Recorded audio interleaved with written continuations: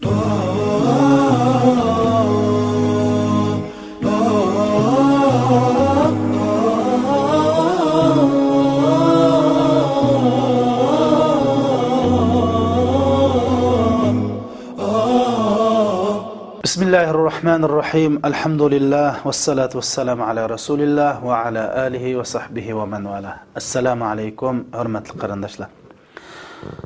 Men Ailem Cennetim degan bir yurish darsimda birinchi bo'lib oilaning islomdagi o'rni haqida so'zladim. Ikkinchi darsimda oila qurishning, to'y qilishning naqadar katta ajr, savobliq ish ekanligini so'zladim. Hamda bu to'y qilish uchun yigitlarimiz qiz tanlash kerak, qizlarimiz o'g'illarni tanlash kerak.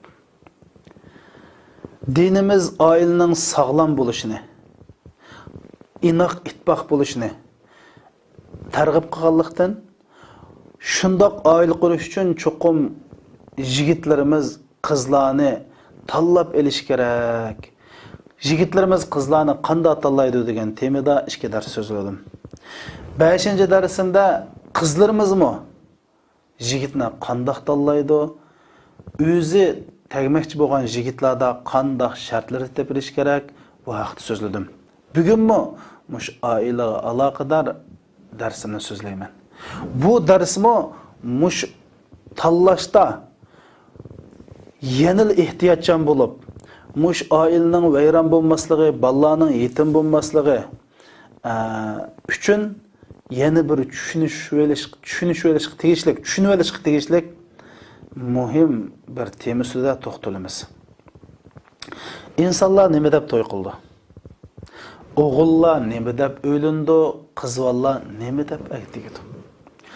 Psixologiya olimlar deydi, insondagi har bir harakat cho'qim bir turtkining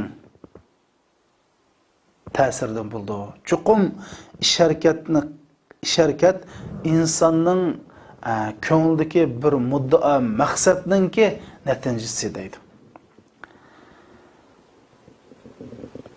Masalan, mening qo'sg'imasa oshxonaga berib bir narsa tomoq oshxona tarakamangmi, oshxonaga kirib bir narsa yeyman. Mening mush oshxonaga berish jarayonidagi harakatimninki turtkisi nima desa, ochliq yoki usuzlik. Undaqda insonlarning to'y qilishdagi muddao maqsad nima? Chunki muddao maqsad insonning ish harakatiga ajoyib ta'sir ko'rsatadi. Shuning uchun to'y qilmoqchi bo'lgan qiz yigitlarimiz qarshi tarafning to'y qilishdagi muddao maqsadini cho'qim bilish kerak. Yigit uylanmoqchi bo'lsa, o'zi to'y qilmoqchi bo'lgan qizning to'y qilishdagi muddao maqsad nima? Buni bilish kerak. Qizlarimizmi tegmoqchi bo'lgan vaqtida cho'qim tegmoqchi bo'lgan yigitning to'y qilishiga turtki bo'lgan omil nima? Nima deb necha yuz qizlarning orasidan ash qizni tanlab oldi? Buni bilish kerak. Ammo muddao maqsadni bilgandan keyin, meni u yigitning to'y qilishga muddao maqsadni bilgandan keyin, qiz taraf shu muddao maqsadning hosil bo'lish sharoitini yaratsa, bu yigit nayeti o'zining to'y qilganligidan xo'shal his qildi, baxtli his qildi. Shunday qilib yigitmi shu? O'zi ammoqchi bo'lgan qizning to'y qilishdagi muddao maqsadni bilib, shu muddao maqsadning hosil bo'lish uchun yigit tirishchilik ko'rsatsa, u qizmi o'zining nayeti yaramliq, o'zi arzu qilgan bir yigitga yotliq bo'lganligini his qilib, nayeti baxtli bo'ladi. Shu islom tarixida bir katta olim o'tgan. Bu adamning ismi Qozi Shurayh deb ataldi. Ali raziyallohu anhuning davrida qozi bo'lgan, 70 yil qozi bo'lgan bir zot. Bir kunsa bir katta olim qishga kelib so'radi. Ailan qandoq? Turmushing qandoq deb savol so'rash jarayonida bu odam dedi, Alhamdulillah meningki ahvolim bak yaxshi, oilam bilan ahvolim yaxshi. Chunki men ayolim bilan to'y qilish 20 yil bo'ldi, bir haqiqatim qizirish baxtimda deydi qarindoshlar. Shuning bilan bu olim hayron qilib, bu qanday gap desa, men shu bir qiz bilan uylandim. Uylanib, shundan to'yimiz bo'ldi. Hujrimizga kirdik. Shundan men sunnat bo'yicha tahorat olib 2 rakat namoz o'qidim deydi. Qarasam men olgan qizmi, men olgandak shundoq bir yaxshi tahoratni olib, men o'qigandak namozni samimiy 2 rakat namoz o'qibdi, ko'nglim bir xil xo'sh bo'ldi deydi. Shuning bilan yana sunnat bo'yicha hamda shu ammoqchi bo'lgan qizning to'y qilgan oqshimi peshonasiga qo'limizni qo'yib turib o'qiydigan bir duo bor. Shu duoni o'qiydi, shunda qo'limni uzatsam, palani azroq gapim bor. Gapimni angla dedi. Nima deydigan desam, bu qiz rasmiy oshno nutq so'zlagandek alhamdulillah vassalatu vassalamu ala rasululloh deb rasmiy bir so'zni boshladi. So'zida palani. Endi Alloh ikkimizning rizqini qo'shibdi. Endi sening fuqaralaring ichida, sening qabilang ichida sana mas nurg'un qizlar bo'lishi mumkin. Lekin Alloh meni sang nasib qildi. Meningmi o'zimning fuqaralarimning ichida, o'zimning qabilasining ichida men maskagidek nurg'un yigitlar bor. Lekin Alloh ikkimizning rizqini birga qo'shibdi. Sen men nisbatan yot, men sen nisbatan yot. Chunki ikkimiz mushundaq tuqqanlarni tunishishdan to'y qildik. Shuning uchun ikkimiz bu turmushni boshlashdan burun mening sendan bilib oladigan bir natijalarim bor. Sen nimani yaxshi ko'rsa, nimani yomon ko'rsa, mening qaysi qo'shnilar bilan aralashib, qaysi qo'shnilar bilan aralashmaydiganini yaxshi ko'rsa, deb bu odamning nimani yaxshi ko'rdi, nimani yaxshi ko'rmaydi, o'zining ayolining qandoq ayol bo'lishini orzu qildi.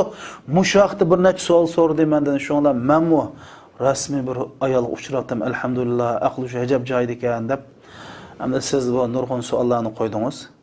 Agar siz mushu savollar bo'yicha men deb bergan bo'yicha turmush qursangiz, men nima degan baxtlik, siz nima degan yaxshi ayol. Agar og'zingiz deb qo'yib amal qilmay so'rab qo'ygan bo'lsangiz, magipingiz o'zingizning ziyniga mangdagan gap deb, men tamoqdan manda tamoqni yaxshi ko'raman, tuqqanlardan manda tuqqanlarni, tuqqanlarim bilan manda yaxshi ko'raman, qo'shnilarim bilan palon bilan aralashgan, palon bilan aralashmoq chunki palon yaxshi odam, pusan yomon odam deb, o'zimning to'y qilishlik maqsad, o'zimning kelgus ayolining qandoq bo'lganligini dedim deydi. Shundoq qilib biz 20 yil bo'ldi, ayolim shu men yaxshi ko'rgan ishni qildi, yomon ko'rgan ishni qilmaydi, shundan qizirish baxtmidiq degan qarindoshlar.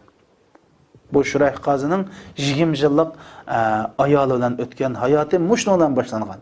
Ham shuning uchun bugungi darsimizdagi muhim 2 nuqta bor. Birinchi nuqta. Mushu qiz taraf bo'lsin, o'g'il taraf bo'lsin, o'zining mangulik hamrohining to'y qilishdagi maqsad nishonini, muddaosini bilib, shu muddaosining hosil bo'lishiga tirishishimiz kerak. Agar undaq bo'lmaydi ekan, masalan, yigit o'zining to'y qilishdagi muddao maqsadiga erishamasa, qanday qiladi? Tuxumdan tukundirib, yo'q yerdan putumoq tepib, xolab xolamay oilada bir xil ko'ngilsizlik paydo qiladi. Qizlarmi shunday?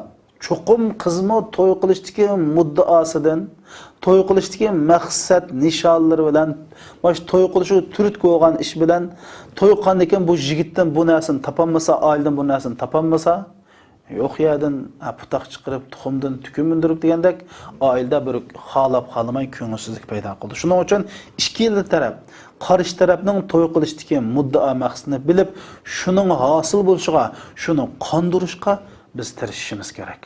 Bu birinchi masala. Ikkinchi bugungi darsimizdagi muhim masala, endi to'y qilishda chuqur bir muddao maqsad bo'ladi dedik. Chunki insonning har qanday bir ish harakati bir nishonsiz, maqsadsiz bo'lmaydi qarindoshlar. Endi nurg'un yigitlarimiz mana to'y qilishdagi maqsad nishonlari to'g'ri bo'lmagan bir maqsad nishonlar bor. Biz bu vaqtda to'xtalamiz. Endi qizlarimiz ham shunday. Qizlarimiz to'y qilishda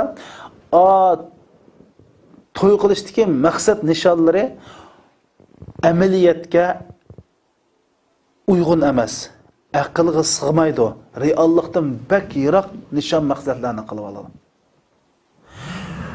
Shundan to'y qilgandan keyin qarab baqsa, u o'zining orzu armonlaridan reallik bak yiroq turgan. Undan keyin ko'ngli og'riydi.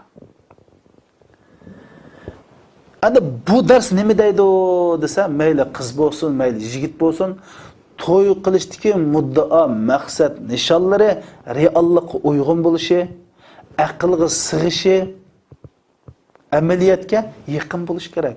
Undaq romantik xiyoli cho'ng g'oya nishonlarni kallangizga qilib olmang. Nima ish qiladigan masalan bir tijoratchini olaylik. Vay biz ticaret şerikulliği deb bir şerikni chaqirib, vay 100 ming koy qo'shsang 50 ming koy foyda chiqadi bir yilda deb buni tijoratga so'rab akiribdik. Yil oxirsida tijoratdan foyda olsak, ya 500 koy, 1000 koy foyda chiqsa, chuqum asherik xaf bo'ldi. Nima uchun tijoratni qilishdan burun uning arzu armonlari 50 ming koydi. Tijorat qilib reallikda qanday bo'ldi? 5 ming koy yoki 2 ming koy foyda olsa, ko'ngli xaf bo'lgandek, qiz yigitlarimiz mana to'y qilishdiki arzu armonlarini aqlga uyg'un, muvofiq, reallikka yaqin holatda mundaq tasavvur qilsa, ko'ngli og'irmaydi. Mana bu darsning muhim ikki nuqtasi shu. Endi bu to'y qilishdagi asosliq maqsad nishon, ya'ni yigit qizlarimizning to'y qilishiga turtki bo'lgan muddao nishon 6 xil bo'ldi.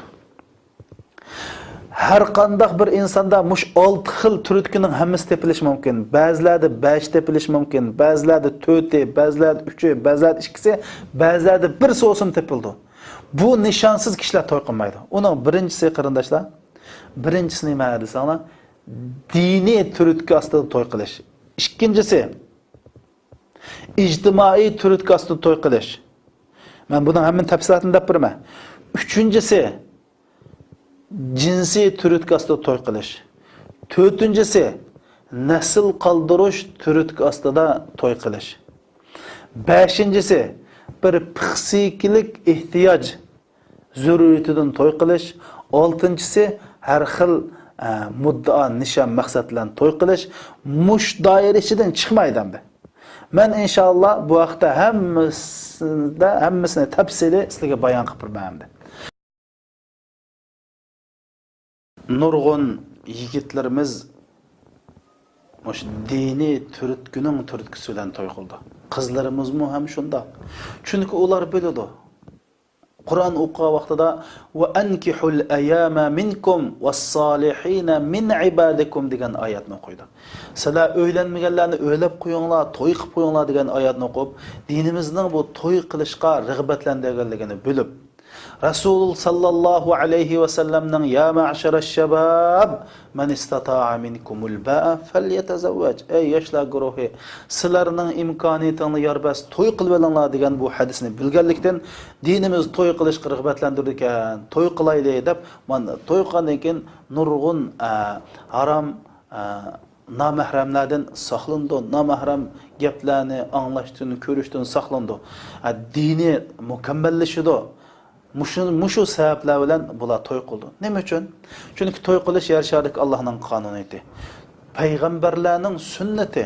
To'y qilgan odam Alloh subhanahu va taolaning buyrug'iga itoat qilgan bo'ladi, Rasulullohning sunnatiga ergashgan bo'ladi. Mushu sababli nurg'un mu'min, musulmon, yosh qiz, yigitlarimiz to'y qiladi. Bu diniy turtki bilan to'y qilmoq deymiz. Endi bu diniy turtki ostida to'y qilgan qarindoshlarimiz her qandaq bir ishda to'y qilishdan burun, to'y qilish jarayonida, to'y qilib oila qurgandan keyin bütün ishlarda ko'z oldiga Allohni qo'ydi qarindoshlar. Endi Alloh subhanahu va taolo bir insonni bir insonga o'xshamaydigan qilib yaratdi. Har bir insonda shu insonningki o'ziga xos bir xulqi, mijozi, xarakteri, axloqi, ko'z qarashi, moyilligi, tafakkuri bor. Shuning uchun men bir qizni olmoqchi bo'lsam, u qizningki tafakkur qilishi, kelajagi bo'lgan plani, ko'z qarashi men bilan o'xshab ketishi mumkin emas. 100% o'xshashi mumkin emas.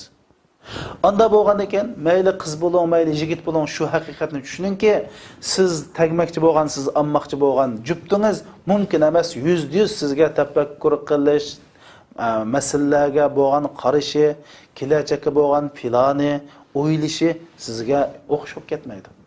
Chunki Alloh uni siz meni men qilib yaratdi. Shu bir-birimizga o'xshamay, hammamizni o'zimizga xoslik bo'lganlikdan bir-birimizdan farqlab turamiz. O'xshash bo'lsak, bir qanday sizni men sizni degan bo'ladi. Shuning uchun endi bunda deyishimdagi maqsad, endi oila qurgandan keyin mush o'xshashmaslikdan, mijoz xarakterining, qarashining o'xshashmasligidan oilada bir xil cho'qim datalash, cho'qim bir ziddiyat chiqishi turganligi. Endi men dedim, diniy turtki asli to'y qilganlar cho'qim ko'z oldinglar Allohni o'qinglar deganim, mana mushunda chaqlarda biz Allohni ko'z oldimizga qo'ysak, oiladagi ixtilof tugaydi qardash. Ixtilof bo'ladi, lekin bu ixtilof datalashqa, oilaning buzilishiga, urush, jangga jidalga olmaydi. Nima uchun? Bir mu'min musulmon buni tushunadi. Alloh subhanahu va taoloning o'xshash yaratmoqligini tushunadi.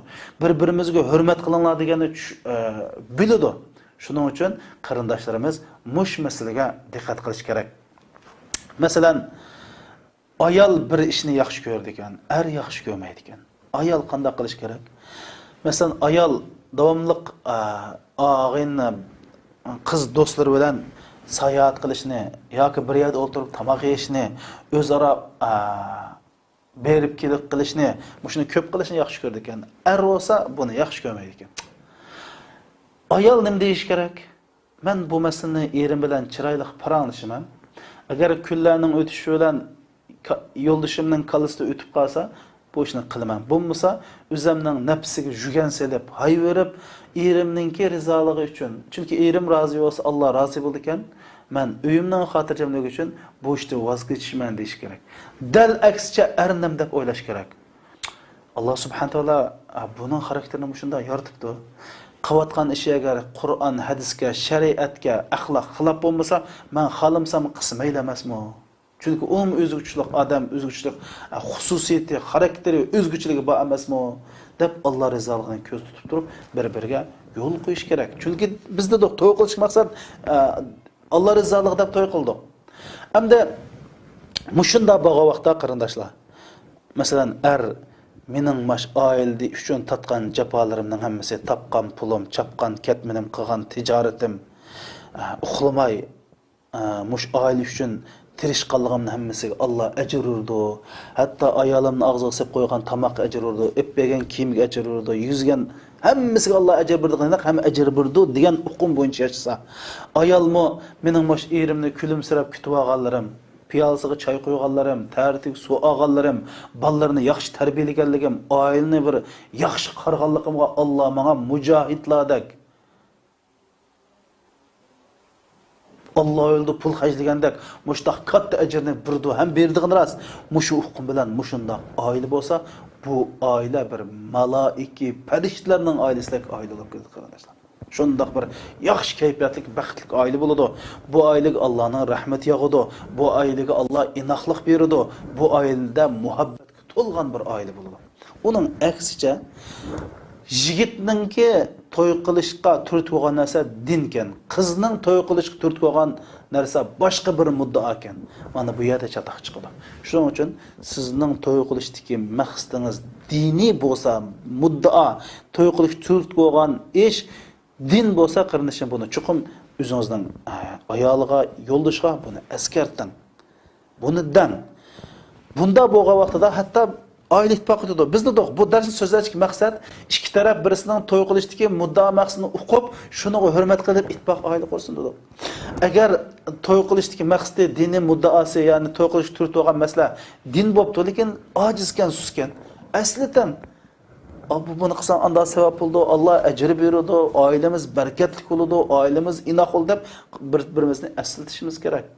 Har qanday bir ishda Alloh subhanahu va taoloni ko'z oldimizga qo'yishimiz kerak. Bu to'y qilgandan, oila boqqandan, bola boqqandan ajrning kattaligini kallamizdan kat qo'yib qo'ymasligimiz kerak qarindoshlar. Bunisi haqiqat. Men to'y qilishning ajr savob degan darsda buni so'zlab bo'ldim. Shuning har bir qarindoshlarimiz mush masalaga uning agar bunda bo'lmaganicha bu oilada datalash tugmaydi. Bu oilada Allohning barakati bo'lmaydi. Bu oilada inoqlik bo'lmaydi. Bu oilada bir muhabbat bo'lmaydi. Biz maqsadimiz nima? Darsni so'zlashlik maqsadimiz nima? Birinchisi Alloh rizo, ikkinchisi bir mu'min musulmonga loyiq baxtli bir oila qurish. Buni oldindan mush masalalarni tushunsak, qarshi tarafning qarishiga hurmat qilsak, qarshi tarafning xususiyatiga hurmat qilsak, oilamiz naydi baxtli bo'ladi.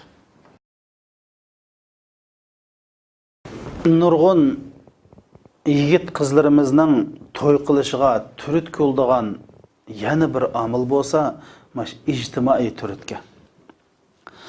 Hamda bu ijtimoiy turtki deganimizda, masalan, bir yigitning yashi to'y qilishdan eshib 30-40 kirib qoldi.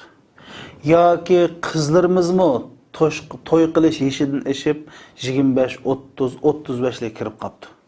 Ana bunda chaqda mayni qo'shni qulimlardan, tonish bilishlardan, yaqinlardan pichir gaplarni anglab qolamiz. Voy bu nima deb to'y qilmaydigandi? Hozir to'y qilmas sabab bira kesilvamidi? Zodi nima ishvadi? Nima deb to'y qilmaydigandi deydi. Endi bu qiz yigitlarimizning ota-onasimi jamiyatning besimi uchraydi. Ham o'zining farzandlarining bir oila qurib xotirjam bolalik bo'lishni, buni ko'rib bu dunyodan ketishni har qanday bir ota-ona arzu qiladi. Mana bir tarafdan ota-ona, bir tarafdan jamiyatning besim bilan nurg'un yigit qizlarimiz bo'ptilar, to'y qilib qutlaya deb mandaq to'y qilgan ahvollar bo'ladi. Bu normal ahvolda bir normal ish, bir ayib emas. Jamiyatning turkçasi to'y qilsak bo'ladi. Endi mushu jamiyatning turtkisi bilan turtkining sababi bilan to'y qilganlar diqqat qilib tegishlik muhim bir masala bor. U bo'lsin nima? Endi asli bu qiz yigit bir qizni bilan to'y qilibdimiz. Yoki bir qiz bir yigit bilan to'y qilibdi. U yigitning to'y qilishidagi maqsad ijtimoiy besimning turtkisi to'y qilibdi.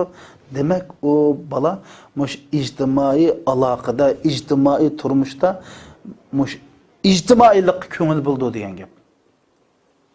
Anda bo'lgandan keyin, masalan, bu yigit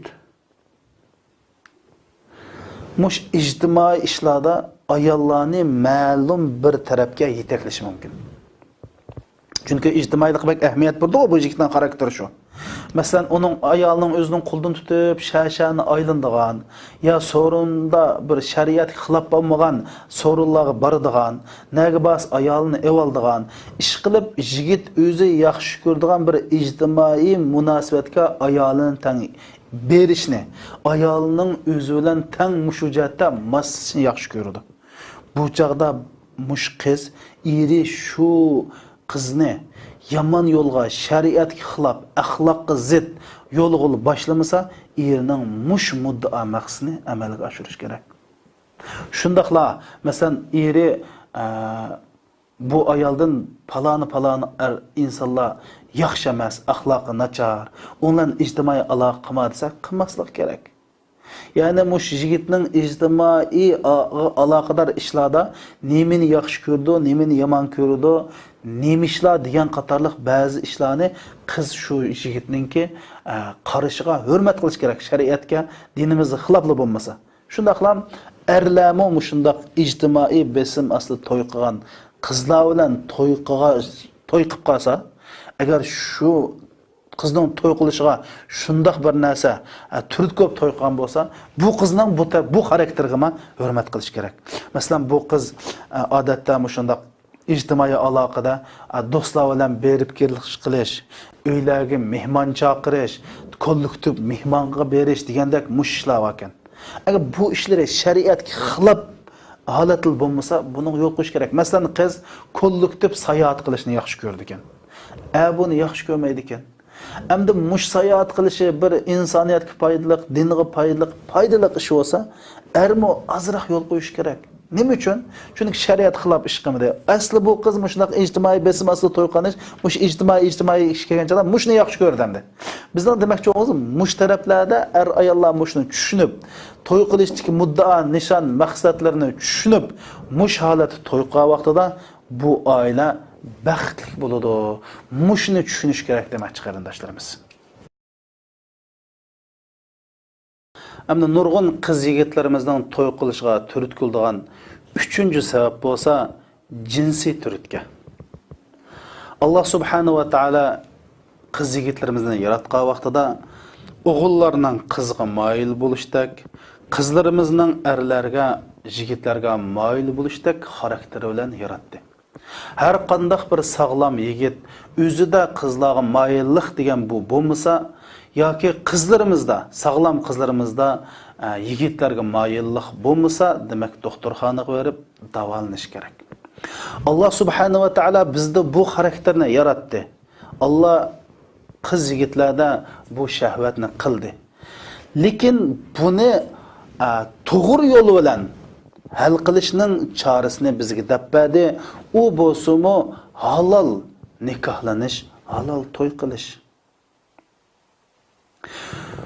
Agar qizlarimiz to'y qilgandan keyin erlardagi bu badanning fiziologik ehtiyojini qondirishdan bosh tortadi ekan, Allah subhanahu va taolaning bu xildagi ayollardan norozi bo'lganligi hadis sharifda bayon qilindi. Rasul akram sallallohu alayhi va sallam shunday deydi: "Ayyuma imra'atin batat muhajiratan firashi zawjiha la'anatul malaika hatta tusbih" deydi. Bir ayol erining yotqanini tashlab uxlabdi deydi. Bunda deganlik, ya'ni eri bu ayoldan kushk talab qilsa, ya'ni o'zining ehtiyoji uchun talab qilsa, bu ayol Alloh qandaqdir bana sabab ko'ztib, buningga unimay uxlab olsa, tong'atqichilik farishtalar bu ayolga la'nat o'qiydi degan. Chunki o'zining bu fiziologik ehtiyojini ayoli orqali qondiramasa, balki o'ng tarafga, balki so'l tarafga qalaymiqan yo'lga dasab qilishi mumkin. Shuning uchun Allah subhanahu wa ta'ala hatta ayollar ba'zi nafli ibodatni mush erlardan so'rish kerak. Masalan, ayollar nafli ro'za tutmoqchi bo'lsa, so'rish kerak degan shu. Chunki bu ayol nafli ro'za tutaman desa, erning bu ayolga ehtiyoji bo'lib qolsa, qanday qildi? Shuning uchun hatta erning mush ehtiyojidan chiqish ayolga nafli ro'za tutqandimi bak savobli ish bo'lganligini Rasululloh hadislarida degan. Bir kunsa Asma onamiz Rasulullohning qishiga keldi. Ya Rasululloh, men ayollarning vakili. Ya'ni mening degan gapim butun ayollarning degan gapi. Biz deymiz, g'alabanar rijal deydi. Erlar bizning oldimiz o'tib ketdi. Qanday oldimiz o'tib ketdi? Jamoat bilan namoz o'qish, jumaga qatnashish, Alloh yo'lida jihad qilish va Alloh yo'lida pul mal hajlash bilan erlar bizning jiq oldimizga o'tib ketdi. Biz qanday qilamiz ya Rasululloh debdi. Rasululloh: "Ey Asma, siz qaytib berib ayollarga shundab qo'ying. Sizlarning biringlarning erlarga yaxshi ayol bo'lishi mushuning hammasiga barobar" dedi. Ya'ni ayollarning erlarga yaxshi ayol bo'lishi Allah yo'lida qilgan jihatning, Allah yo'lida qilgan pul xashlashning, jamoat bilan namoz o'qishning va juma o'qishning savobi yaxshi ayol bo'lish ashning hamma savobga erishtirdi dedi qarindoshlar. Shuning uchun ayollarimizning bu jihatda diqqat qilish kerak. Chunki ba'zi erlarning fiziologik ehtiyoji va mush ishdan mushni halol yo'l bilan hal qilaman deb to'y qilish turtib qo'ygan bu ish mushu. Anda bo'lgandan keyin ayollarimiz erlarningki yoki undaq yoki bundaq xato yo'lga kirib qolmasligi uchun buningga diqqat qilish kerak. Hatta Rasul akram sallallohu alayhi va sallam hadis sharifda shunday dedi: agar ayol kishi tunur ustidan noyiqayotgan bo'lsa, ya'ni shundoq oldirash ish qilayotgan bo'lsa, eri meningki ehtiyojim bor deb qolsa, darhol erining gapiga unusun. Bizda da qarindoshlar, bu Alloh subhanahu va taolo insonda bu fiziologik ehtiyojni qildi. Buni qilgan ekan, Allah subhanahu va taolo buning halol nikohni shu bilan hal qilishni qilgan ekan, ayollar mushni qilsa, jihad qanning yaxshi ayol bo'lsa, nurg'un ajr savob, namzuq jamoatlar namzuqon, juma namzuqamning savob bo'ldi deyishi, Allah bu insanı o'zi yaratdi, insonning xarakterini o'zi tushundi. Erlarning mushunga ehtiyoji borligini, ayollarning mushunga ehtiyoji borligini tushungachga, ayol kishi tunini ustida bo'lsa-ma, erninki bu ehtiyojini sen qandurishdan bosh tortma deydi. Mushunning o'zini ibodat deydi qarindoshlar. Mushunning o'zini ibodat deydi. Chunki Ummu Darda anamiz, hammamiz bilamiz, Abu Darda radhiyallohu anhu dağlıq sahabi. Üzünüm tüzümey, ervan sarvan, kiyim kiyip, çaşlarını taramay, jügeldigini körüp birisi. Ummu Darda san nemi buldu edilse, vay bu Abu Darda yani irimden ayallığa ihtiyacı yok. Ayında keç namaz okuşulan, köndüz, rozsen, ötede şuna uçma maçta jürme edepti. Bu iş Resulullah'a yetti. Resulullah'a yetip, Resulullah Ummu Darda anamızın çakatıp, siz kiyiminizni ratlik kiyin, o'zingizni o'ngshab yasha deb, ya'ni o'zini o'ngshash buyurdi. Demak, Rasululloh buyurgan ish yaxshi ibodat demakchi. Abu Dardani chaqatib, sening ustingda Allohning haqqi bo'lgandek, ma badaningning haqqi bor. Badaningning fiziologik ehtiyojini qil demakchi. Badaningga yaxshi kay, yaxshi ya, yaxshi juyub ayollarning bilan birga bo'lib, badanning ehtiyojini qil. Ayollarning sening haqqi bor. Allohning haqqini qanday ado qilsang, ayollarning haqqini ham ado qilishing kerak. Deb Rasululloh Abu Dardoga bu gapni qildi qarindoshlar. Shuning uchun ba'zi ayollarimiz va bir necha kun dadasining uyiga ketib oldigan, bir necha kun birga ketib olib, voy yeydigan tamoqni tayoq qo'ydim, kiyimlarga dazmol solib esib qo'ydim, hamma ish joyida deb bu hayotlik bo'la emas qarindoshlar. Ma fiziologik ehtiyojni o'ylashimiz kerak. Shuning o'xshash yigitlarimiz ham shundoq. Uyni hammas tayyor, yeydigan tayoq qilib, ishdigan tayoq qilib, kecha-kechalab uy kirmaydigan, safarga chiqib bir necha oy safardan kelmaydigan mundaq ahvollar bor. Shuning Umar roziyallohu anhu hatto jangga ketgan askarlarning 4 oyda bir qatim oilasiga qaytib kelishini buyruq qilgan. Hamda Duduq qarindoshlar, biz buni e'tirof qilmay bo'lmaydi. Bu reallik. Allah bizda ayolda erlarga moyillik yaratgan. Hatta men bu turmushimda nurg'un ayollarning shikoyatini oldim qarindoshlar. Ayollar tilpullarda o'zining erlarining tarafdan faqat erlar o'zini o'ylab, ayolni o'ylamaganligi, erlar o'zining nafsini o'ylaydiganligi, ayollarning buningga bir ehtiyoji borligini o'ylamay, o'zining ishi bo'lsa, mushtaq bir erlardan ayollarning bizar bo'lib, o'zining ajrishkasi bo'lamdi, bo'lmam degan fatvolarni so'rab kelganlar bor qarindoshlar. Alloh subhanahu va taolo bizga mushu haqdimi Qur'oni Karimda bizga mushu haqdan bizga axloq yo'llarni o'rgatdi. Nisa'ukum harsul lakum fa'tu harsakum anna shi'tum faqaddimu li anfusikum deb ayollar xudislarninki ziroat teradigan yerga o'xshaydi, ekinzorlik o'xshaydi.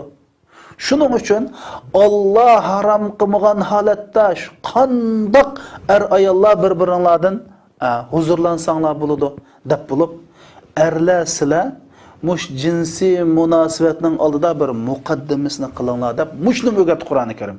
Ya'ni kiliblam o'zingni ishini qiliblam ketmay, ayollar degandan ki bu turmushda tatliq gaplarga, tatliq so'zlarga, romantik bir kayfiyat, romantik bir muhitga muhtoj. Bu ayollarning psixikasini, ayollarning ahvolini tushunib, ayollarning bu jihatdagi tashnoligini, bu jihatdagi moyilligini erlarning qandırıp dikkat qilishni Qur'oni Karim mush jihatimi qaddimu li anfusikum muqaddimasini qildaydi.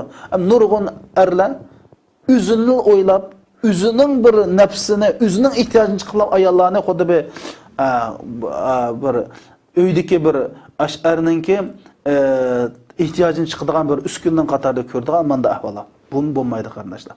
Chuqum ayollarga erining ehtiyojini chiqmay uxlab qolsa farishtalanat qilgandek, erlarmi o'zini o'ylab, ayollarni bu jihatdan faqat o'ylamaylam.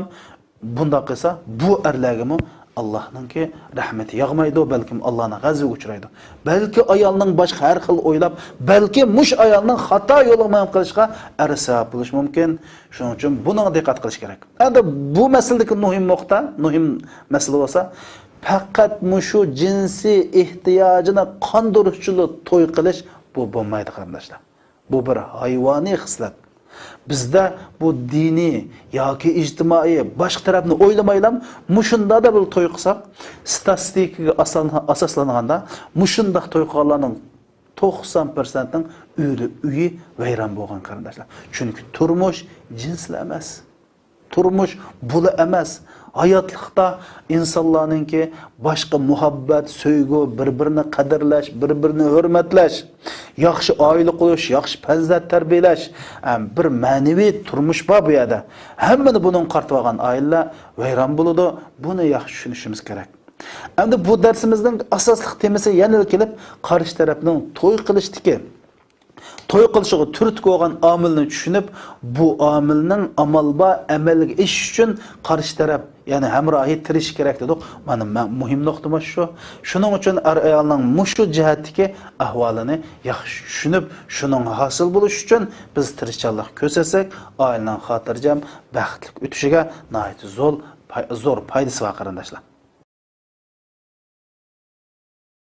Yana mushu qiz yigitlarimizning to'y qilishiga turtki bo'lgan 4-turtga omil bo'lsa, nasl qildirish. Endi hammamiz bilamiz, insonlar o'zininki mush dunyoda xotirjam yashashni orzu qildi. O'zining mavjudligini yaxshi ko'radi, o'zining mavjudligining xotirjam bo'lishini yaxshi ko'radi, o'zining hayotining uzun-uzunlab davomliligini yaxshi ko'radi. İnsanlarning hayotining davomlashishi uchun avlod farzand qoldirish kerak. Endi bu farzand qoldirish er ayolda o'xshash bo'ladi.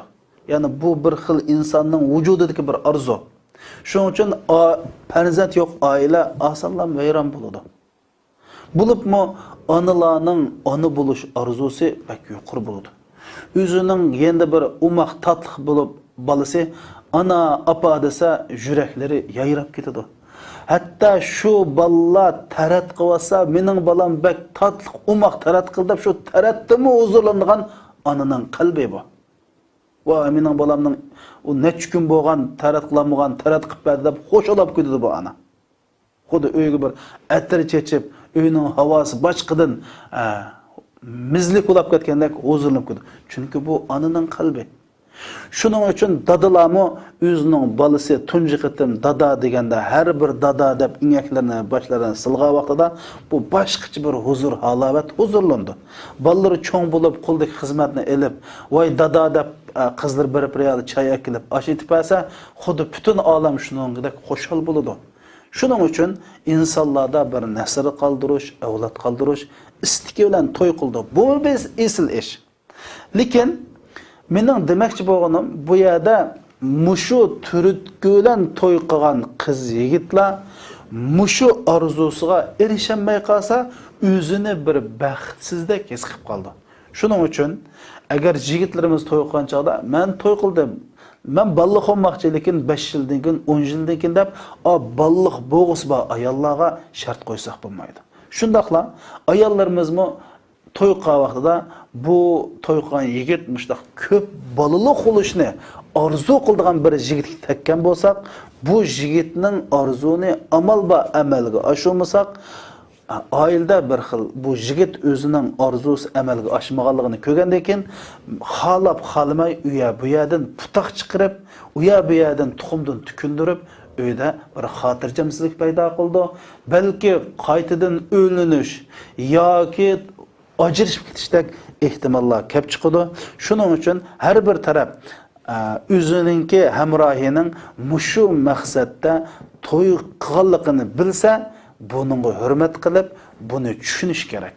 Dinimizmi avlodlarning ko'p bo'lishini qo'llaydi, avlodlarni ko'p qoldirib, naslni ko'p qoldirib, yaxshi tarbiyalab, shu orqali jamiyatimizni gullantirish, Muhammad alayhisolamning ummatini ko'paytirishga hassa qo'shish dinimizning targ'iboti bu. Shuning uchun dinimizda tug'ut cheklash harom qilingan. O sebepsiz bir devlette siyaset çıkarıp tuğutni çekilisi bulmaydı. Ama dinimizde tuğutni ma'lum derecede retkisiliş buludu. Mesela ayollar kasallik yoki ba'zi turmush hatta qolaysizlik, masalan ya ayol o'qiydi ya er o'qiydi yoki balla kichik majatda oldidan mutofaa qilib rad qisasi bo'ladi. Ammo yoki er bo'lsin yoki ayol bo'lsin bir-biriga balliq bo'lmaslik shartini qo'yish dinimizda to'g'ri emas. Chunki insonning asli vujudida balliq bo'lish ehtiyoji bor. Endi bu yerda bizning bilmoqchi bo'lgan maqsadimiz shu. Ya'ni siz to'y qilgan yigitning to'y qilishiga turtki bo'lgan narsa ko'p balla qilishgan yoki qizninki to'y qilish turtki qilish maqsad bir avlod qoldirib bir necha avlod qilish ekan. Bunda chaqda siz shuning bilan to'y qilsangiz, shuning rozi bo'lib shu turtkisini bilib to'y qilgan bo'lsangiz yoki to'y qilib bo'lgandan keyin shu tarafning shu orzusi borligini bilsangiz, shuning hurmat qilib bu oilani baxtlik, saodat bilan xotirjam ittifoq oila bo'lish uchun shu nuqtaga hurmat qiling ve şu to'y qilish turtib bo'lgan muddao nishonning hosil bo'lishiga siz sharoit yaratib bering demoqchi qarindoshlar. Qiz yigitlarimizning to'y qilinishiga, o'linishiga turtib qildigan 5-omil bo'lsa, psixiklik bir turtga qarindoshlar. İnson psixikasi bir turtki va shu turtki sababli to'y qiladi. Biz nimani maqsad qilmoqchi bu psixiklik turtga deganda, birinchisi muhabbat.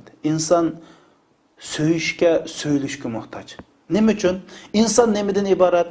Mana bu badandan, aqldan, qalbdan iborat. Badanning ehtiyoji nima? Yemek, içmek.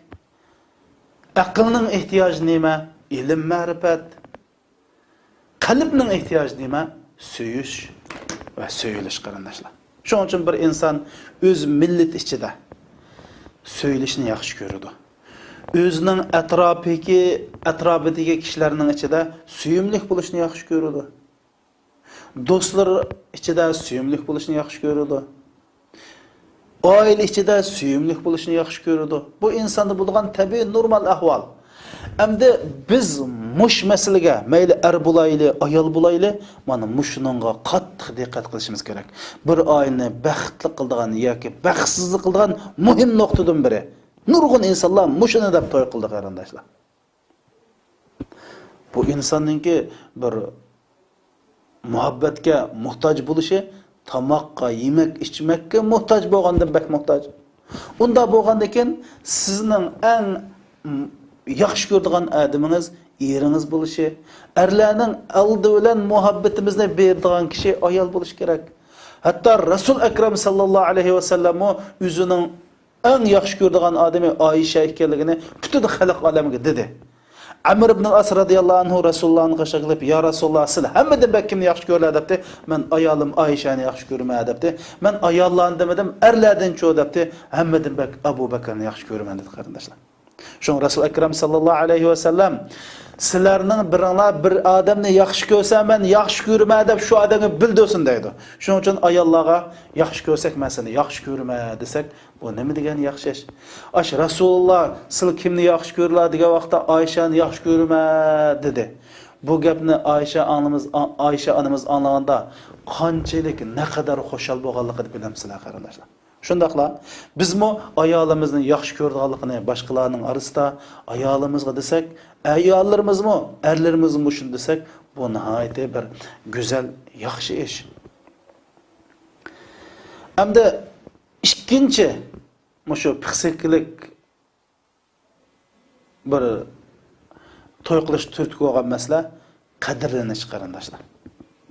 Qadrlanish. Erler özünü qadrlaydigan ayollarni yaxshi ko'radi.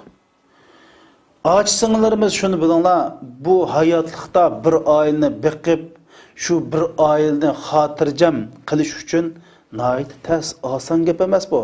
Bu moddiy turmushmi nihoyat bir qiyinchilik.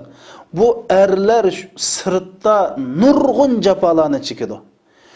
Shulan endi bir uy kelsa, bir issiq joyning tayini yo'q, bir tatlı gapning tayini yo'q. Uydagi u balang ani qildi, ma bola ani qildi, u oldi deb uy kelib bu erlarning taxim bakka nervisini charchitib, qon besimini oshursak, er chuqum bu oildan chatoq chiqadi. Erlar qadrlashga muhtoj. Uy kelgandan keyin tatlı gap, chiroyli tomoq, o'xshagan tomoq, chiroyli gap, issiq yotqonga muhtoj qarindoshlar. Chunki biz oilam jannatim deyapmiz. Shu oila jannat bo'lish kerak. Bu er sirtda shu oilani boqaman, turmushini qamdayman deb tatmagan jafoni tatib, anglamagan gapni anglab, ko'rmaganni ko'rib uy kirsa, bu ayol nurg'un dard alam bemuj hikoyani yig'ib qo'ygan, uy kirsa ya bir ko'ngli qo'shilmagan, sirti jafo tatgan, mana bu bir ichinishlik qil.